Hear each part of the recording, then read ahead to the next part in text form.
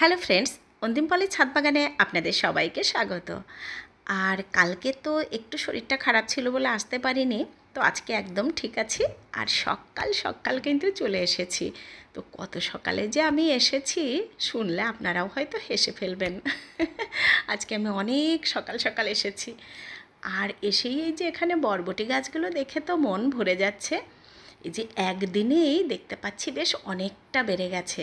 কালকে তো উঠতে পারিনি ছাদে, আর আজকে এসে দেখলাম বেশ জায়গাটা একদম সবুজ হয়ে গেছে।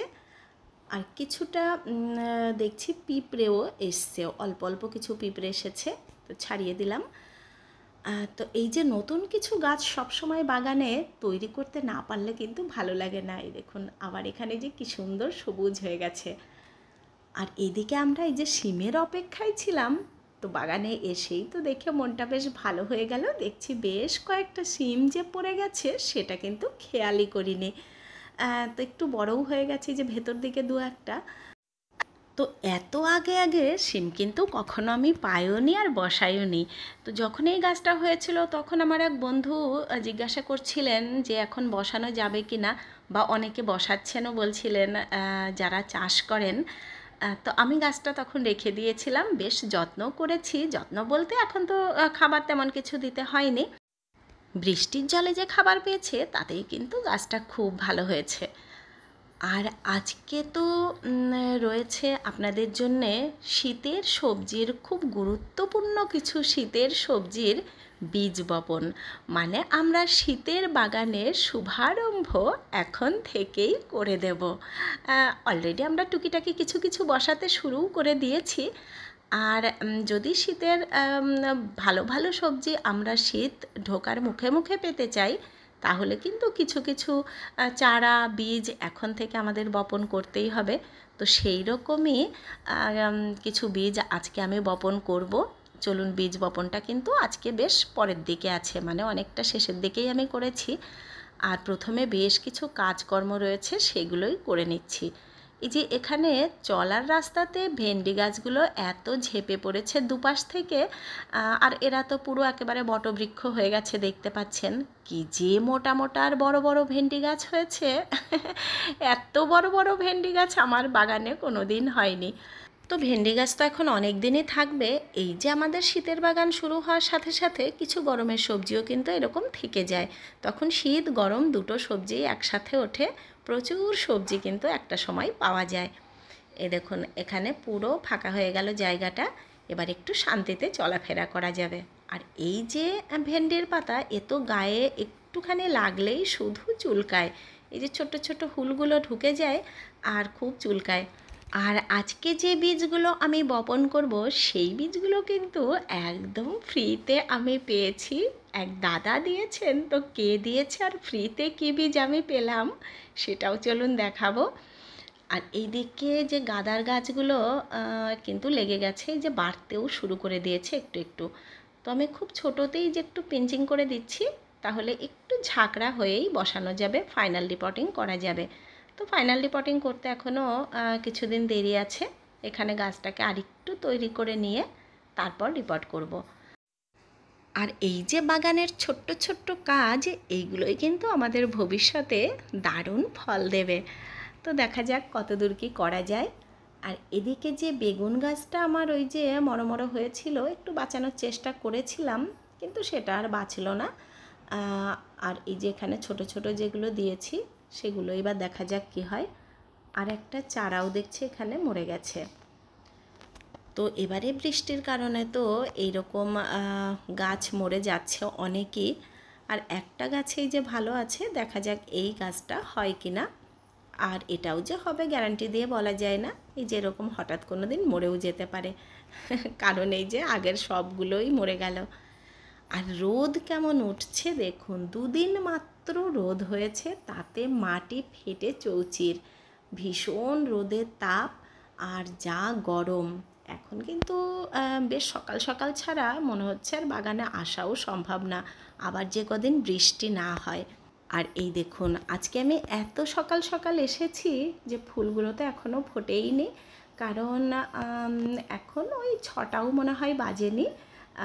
আমি ঘুম থেকে উঠেই আজকে কিন্তু প্রথমেই চলে এসেছি ছাদে, কারণ শরীরটা ঠিক হলেও একেবারে ঠিক হয়নি। তো রোদে আজকে একদম আসা যাবে না, তার জন্যে আরও সকাল সকাল উঠেও পড়েছি। দেখলাম ছাদে আগে কাজটুকু করে আসি। তাছাড়া ছাদে এসে মনে হচ্ছে না যে আজকে এত সকাল আছে, কারণ রোদ যে কেমন উঠবে একটু পরেই সেটা বোঝাই যাচ্ছে। আর এই যে ভোর ভোর কিন্তু ছাদে এসে কাজ করতে ভীষণ ভালো লাগে, একটু ঠান্ডা ঠান্ডা থাকে, আর যদি তার সাথে একটু হাওয়া থাকে তাহলে তো কোনো কথাই নেই। আর শাপলাটা কিন্তু এখানে অপূর্ব লাগছে, কি দারুণ কালারটা হয়েছে। আর এই যে আমার পর্তুলাকার সব টবগুলোতে কিছু কিছু ঘাস বড়ই বেমানান লাগছে। রোজই এসে দেখছি বেশ কিছু ঘাস আবার টবের মধ্যে দিয়ে হয়ে গেছে, তো সেটা তোলা হচ্ছে না, এই যে একটুখানি তুলে দিলাম। তো প্রত্যেক দিন এই যে একটু একটু ঘাস পরিষ্কার করার ফলে কিন্তু এত যেবারে বৃষ্টি হলো, বাগানে ঘাস খুব বেশি হতে পারেনি। আর এই যে এবারে চলুন টবের মাটিটা তৈরি করে নিই। কিছুটা ওই যে বললাম বীজ এনেছি, সেগুলো বপন করব। তো এখানে একটা 10 ইঞ্চি টব আমি নিয়ে নিচ্ছি। আসলে বেডের মধ্যেও খুব সুন্দর মাটি, সেখানেও বপন করা যেত বীজ, কিন্তু যা বৃষ্টি হচ্ছে, যদি আবার ওরকম বৃষ্টি চলে আসে তাহলে বেডের মধ্যে দিয়ে কোনো লাভ নেই, কারণ ওখানে পচে যাওয়ার সম্ভাবনা থাকবে। আর এদিকে আর একটা টবে দেখলাম খুব সুন্দর লাল মাটি রয়েছে। তো লাল মাটি কিন্তু এই যে বীজ উঠানোর জন্যে খুবই সুন্দর। তো একটুখানি এই মাটিটাও নিয়ে নেবো, এর সাথে গোবর সারও মিক্সড করাই আছে। এই মাটিটা একটু ঝুরঝুরেও আছে।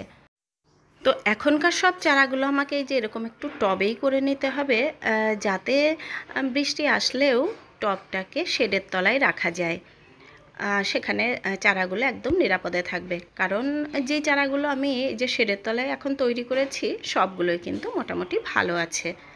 আর এদিকে আর একটা টবের মাটিও একটু রেডি করে নিচ্ছি। ভাবলাম এই কিচেন ওয়েস্টের মাটিতে বীজ বসাবো, কিন্তু মাটির যা অবস্থা দেখতে পাচ্ছি এখানে বীজ বপন এখন ঠিক হবে না। আর এদিকে আমি একটু মূলোর বীজ প্রথমেই বপন করে নেব। তবে আজকে কিন্তু যেই বীজের দিয়ে শুভারম্ভ করব শীতের বাগানের, সেটা এটা নয়, সেটা আমি পরে আসছি। এখন মূলোয় যে এখানে একটুখানি ফাঁকা হয়ে গেছে যে জায়গাটুকু, সেখানে আবার একটু দিয়ে দেব। কারণ এই যে প্রচণ্ড বৃষ্টিতে একবার বীজ বপন করলেই যে আমাদের সেই বীজটা খুব সুন্দর করে হয়ে যাবে, সেটা তো আশা করা যায় না। মানে আমি আশা করি না, কারণ ওই যে একবার বীজ বপন করার পরে যে সাবধানতাগুলো অবলম্বন করার দরকার, এই সময়ে বৃষ্টির সময়ে অতটা সাবধানতা অবলম্বন করতে পারিনি। কারণ এখানে দিতে হতো শেড, আর যদি শেড দিয়ে করতে পারতাম তাহলে কিন্তু খুব একটা মরতো না, মনে হয় সবই হতো। তো প্রথমবারে যেগুলো বপন করেছিলাম মূলোর বীজ, তার থেকে কিছুটা আছে। সেকেন্ডবারে যেগুলো করেছিলাম সেখানে কিছু ওঠেনি, আর কিছুটা বেশ ভালো উঠেছে। আর থার্ডবারে দেখুন আবার আমি এই যে একটুখানি জায়গায় আমি 3বারে এই যে বীজ বপন করছি।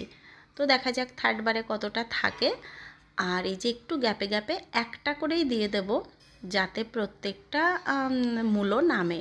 খুব ঘন হয়ে গেলে কিন্তু মূলোর বীজ বেশিরভাগ ক্ষেত্রে দেখবেন মূলো হয় না, কারণ ওরা জায়গাই পায় না। তো সেই ক্ষেত্রে যে এরকম যদি একটা একটা বীজ বসানো যায়, সেখানে খুবই কম মার যায়, প্রত্যেকটাই মোটামুটি মূলো হয়। তো দেখা যাক এটা কত দূর কী হয়। আর এই যে যেটুকু জায়গা বাকি ছিল সেটুকু দিয়ে দিলাম। আর ছোট্ট গামলার এই যে পোড়ল গাছেও আমার দেখছি পোড়ল পড়া শুরু হয়েছে। তো দেখা যাক এটা পাওয়া যায় কি না। এবারে এই যে শীতের শুভারম্ভ হবে আমাদের শীতের একটা প্রিয় সবজি দিয়ে, মানে মোটামুটি সবারই প্রিয় সবজি ফুলকপি। তো এই যে কলিফ্লাওয়ার, কালকে আমি ভিডিও তো আপনাদের সাথে বানাতে পারলাম না, যেতে পারলাম না, তো একটু চলে গেছিলাম নার্সারিতে। তো সেখানে গিয়ে আমি নিয়ে এসেছি এই যে কলিফ্লাওয়ার, মানে ফুলকপি আর বরবটি আর শসা।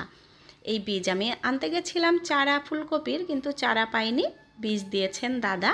আর ওই যে শুভেন্দুদার নার্সারি থেকে আমি মাঝে মাঝে এই বীজ চারা এগুলো কিনি, আর খুবই নিশ্চিন্ত মনে কিনি, কারণ ওখানে দামও একদম ঠিকঠাক থাকে আর বীজের কোয়ালিটিও ভালো হয়। আর দাদার কাছে কিন্তু আমি বিভিন্ন রকম টিপসও পাই, মানে দাদা বেশ এই সম্পর্কে অভিজ্ঞ, গাছপালা সম্পর্কে। তো টিপস চাইলেও কিন্তু প্রচুর টিপস পাওয়া যায়। আর এই যে বীজগুলো আমি এত ভালোবেসে বাগান করি, তো দাদা দেখুন কেমন মানুষ। দাদার তো ওটা বিজনেস, কিন্তু এই বীজের জন্য আমার কাছে একটা পয়সাও নেয়নি, একদম ফ্রিতে আমাকে বীজগুলো দাদা দিয়েছেন। আর এই রকম বীজ চারা যদি আমরা গিফটে পাই, তাহলে যে আমরা যারা বাগান করি তারা কত খুশি হই তা তো জানেনই। আমিও ওগুলো নিয়ে একেবারে নাচতে নাচতে চলে এলাম বাড়িতে। আর আমার শরীরও ভালো হয়ে গেছে, আর আমি আজকে এই যে আপনাদের সাথে চলেও এসেছি। তো এই সময়ে ফুলকপির যদি আপনারা চারা পান, তাহলে অবশ্যই এখন ফুলকপির চারা বসিয়ে দেবেন। আর বীজ যদি পান, তাহলে বীজও বসিয়ে দেবেন, চারা করে সেটা বসাবেন। তবেই কিন্তু ফুলকপিটা একদম প্রথম দিকে পাওয়া যাবে। যেমন আমি গত বছরে খুবই তাড়াতাড়ি পেয়েছিলাম, আর প্রচুর ফুলকপি আমি গত বছর কিন্তু পেয়েছিলাম বাগান থেকেই। মানে আমাকে মোটামুটি কিনতেই হয়নি ফুলকপি। আর বাঁধাকপি তো সবসময়ই পাই, ওলকপিটাও খুব ভালোই পাই। তো ওলকপি এত তাড়াতাড়ি নয়, ওলকপি অনেক দেরিতে বসানো যাবে। আর বাঁধাকপিটা এর পরবর্তীতে যখনই চারা পাবো তখনই বসিয়ে দেব।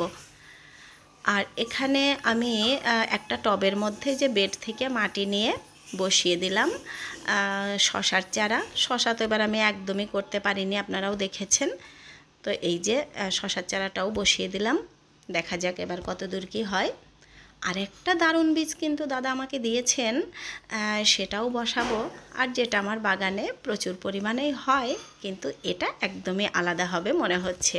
আর ফুলকপি কিন্তু আমি এই প্রথমবার বীজ থেকে চারা করছি। আর আমি কিন্তু এর আগে কখনো ফুলকপির বীজ দেখিও নি।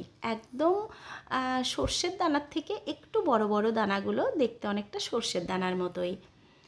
আর এই দেখুন যেটা বললাম এই যে বসাবো, সেটা হচ্ছে বরবটি। আর এই বরবটিটা দাদা বললেন 3 বছর মোটামুটি থাকে বাগানে, আর প্রচুর পরিমাণে বরবটি পাওয়া যায়। তো খুবই সুন্দর জাত নিশ্চয়ই। আর এটা তাহলে বসাতে হবে এমন জায়গায় যে ওই গাছটা 3 বছর যাতে রাখা যায়, মানে যত বছর আমার কাছে থাকবে। তো আমি একটা গ্রো ব্যাগে রেখে দিলাম, যাতে ওটা সরানো যায়, যখন যেখানে খুশি রাখা যায়। তো দেখতে পাচ্ছেন একটু একটু করে আমরা কিন্তু শীতের বাগানের দিকে এগিয়ে যাচ্ছি। তো আপনারাও আর দেরি না করে একটু একটু করে এগোন, এখন প্রচুর সময় রয়েছে হাতে। আর আমিও চলে এলাম একদম শেষ পর্যায়ে, এখন বিদায় নেবার পালা। আর এতক্ষণ যারা দেখলেন তাদেরকে অসংখ্য ধন্যবাদ। ভালো লাগলে লাইক কমেন্ট শেয়ার করবেন।